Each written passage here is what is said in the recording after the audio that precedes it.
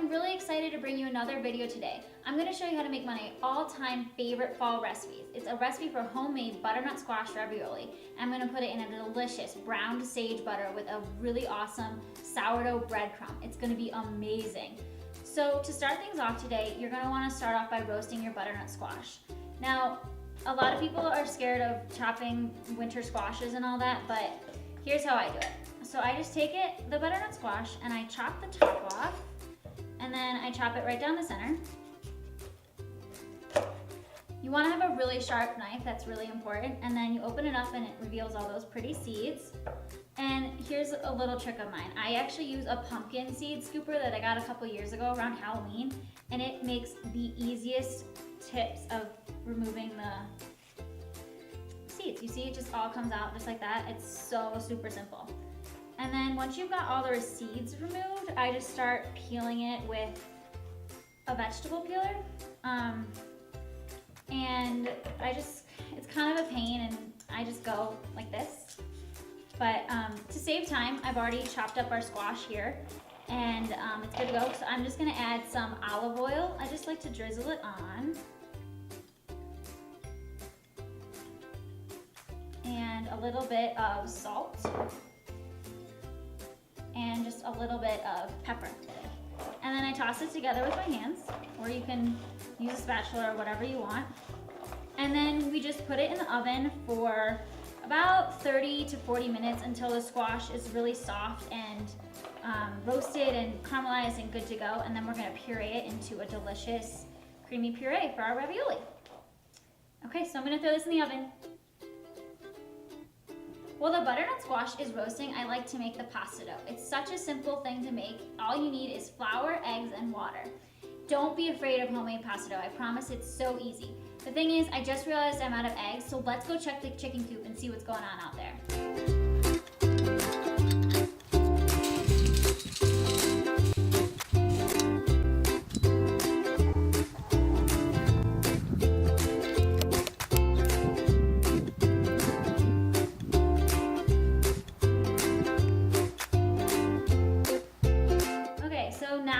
Start to make the pasta dough. It's really easy, like I said. You just add 2.5 cups of all-purpose flour to the bowl of a mixer.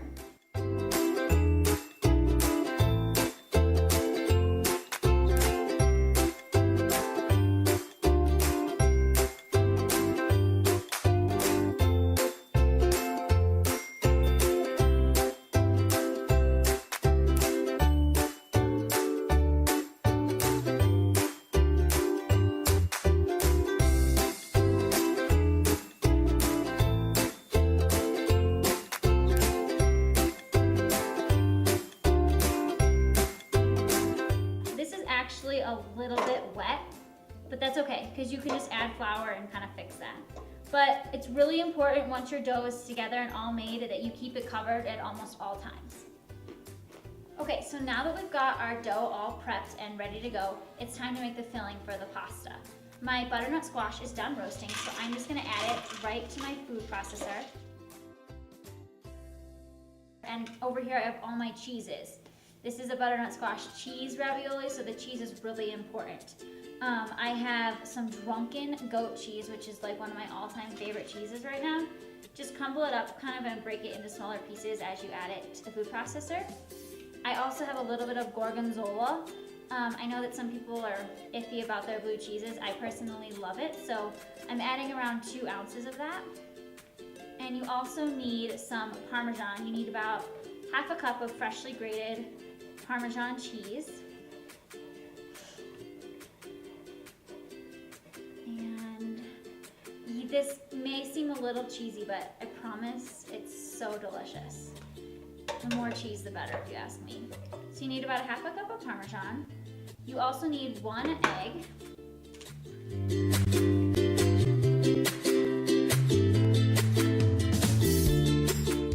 Okay, so this looks perfect. It's all pureed and together in one.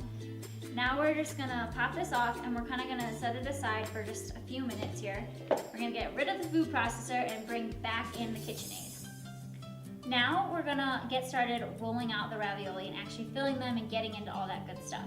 So I also have this fancy little KitchenAid attachment here for my mixer that rolls out long sheets of pasta, and I honestly use it all the time. But if you don't make pasta all the time, it's no big deal. You can definitely just roll this out by hand with a hand, rolling pin. So no big deal. So all you do, and you want to make sure that your pasta dough is pretty well floured. You just want to flatten it up, and if it's not well floured, it'll kind of stick to this. So just take a little flour before it goes in and kind of rub it. I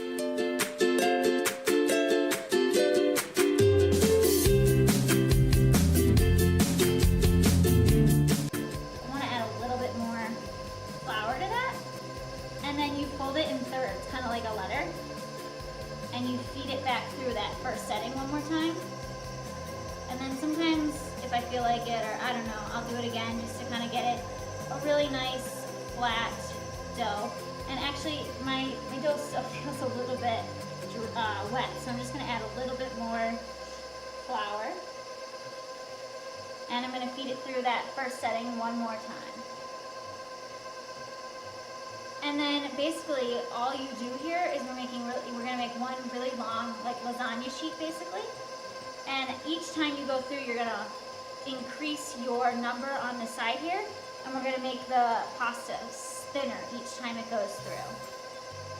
It's really simple, really easy, and it doesn't take much time either. Like when I'm making homemade lasagna, I'll make homemade lasagna sheets, and it's almost easier than boiling lasagna, I swear.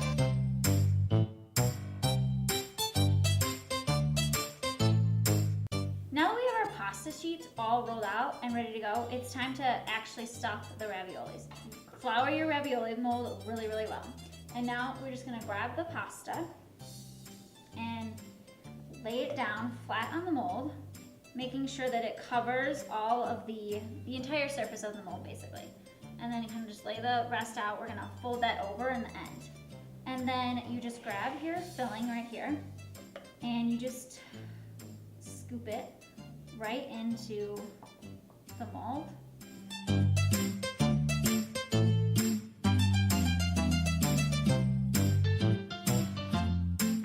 So you just take this extra piece of pasta and you fold it right over the filling. And then I just like to press down, kind of get any of that air out and start to seal the ravioli themselves. You want to seal the filling into the raviolis.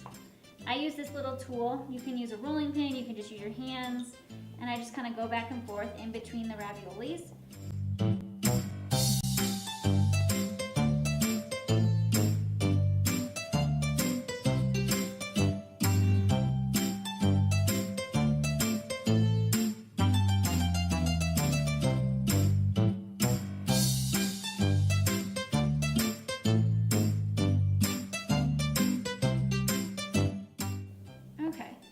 Pretty good. You can sort of see the mold showing through and everything like that, and it looks pretty good. So I'm just gonna flip it upside down, and hopefully, assuming you really flour this mold, these are just gonna kind of pop right out. And yeah, beautiful, perfect. See, it looks so cute. Okay, so you see how they're kind of like that.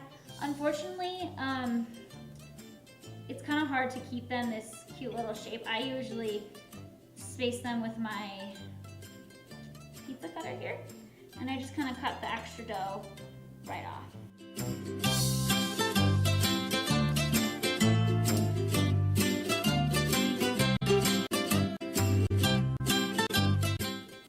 And then once you're done making all the ravioli, it's time to kind of boil the water and start making that sauce. So, see? So turn a skillet on and let it get hot. Mine's actually already been preheating, so I'm just gonna add a drizzle of olive oil. And then all of my breadcrumbs go right into the skillet.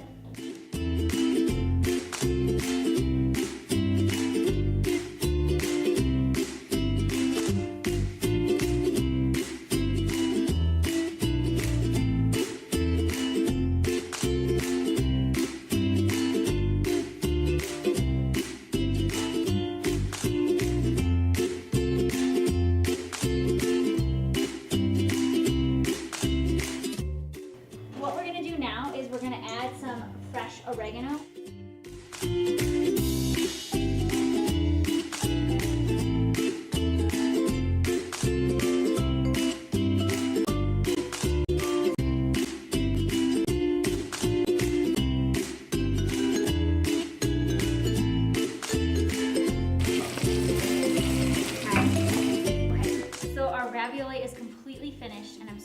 excited. It's time to eat. So let's plate this.